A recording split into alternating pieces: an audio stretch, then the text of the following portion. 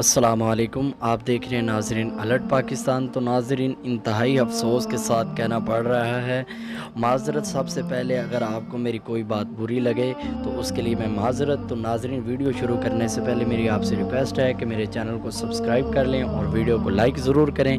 تو ناظرین آج کی ویڈیو بنانے کا مقصد ہے کہ آج یہ یہود و نصارہ ہمارے پر فوقیت کس طرح حاصل کر رہے ہیں، کیوں حاصل کر رہے ہیں؟ کیونکہ ہم اکٹھے نہیں ہیں، اہل سنت و جماعت ایک نہیں ہیں۔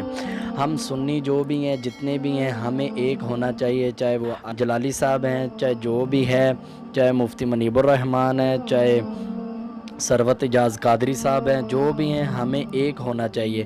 ہم سب سنیوں کو ایک پلیٹ فارم پر اکٹھا ہونا چاہیے، کیونکہ اس وقت ہمیں ایک ہونے کی ضرورت ہے۔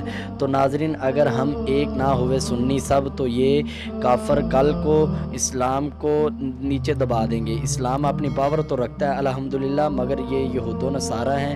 تو جس طرح یہ آج تحریک لبیک یا رسول اللہ صلی اللہ علیہ وسلم کے عہدے داران کو گرفتار کر رہے ہیں، کل کو یہ جلالی صاحب پہ بھی آ سکتی ہے بات۔ اگر انہوں نے حق کی بات کی تو یہ انہیں بھی جیل میں کر دیں گے، اگر ثروت اجاز صاحب نے کی انہیں بھی یہ جیل میں کر دیں گے۔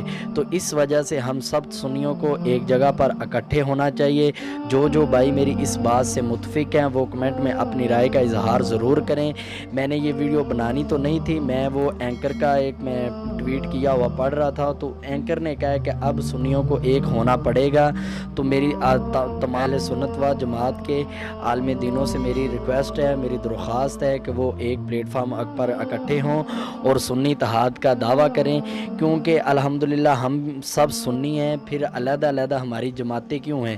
جب ہمارا مقصد ایک ہے نبی پاک کی ناموس کے لیے، تو پھر ہماری جماعتیں علیحدہ کیوں ہیں؟ ٹھیک ہے، جماعتیں بھی علیحدہ ہونی چاہیے، بہتر یہ ہے کہ آپ ایک پلیٹ فارم پر اکٹھے ہوں اور سب مل کے اس یزیدی حکومت کا مقابلہ کریں، کیونکہ یہ علیحدہ علیحدہ ہونے کا وقت نہیں ہے۔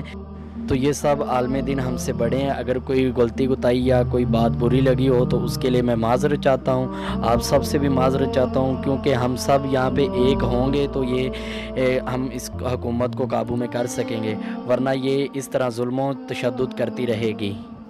تمام دوست اس پیغام کو شیئر کریں تاکہ یہ پیغام ہمارے علماء دین کے پاس پہنچ جائے اور وہ ضرور اس پر غور و فکر کریں، اور آپ بھی اپنی رائے کا اظہار ضرور کریں کمنٹ میں۔ شکریہ۔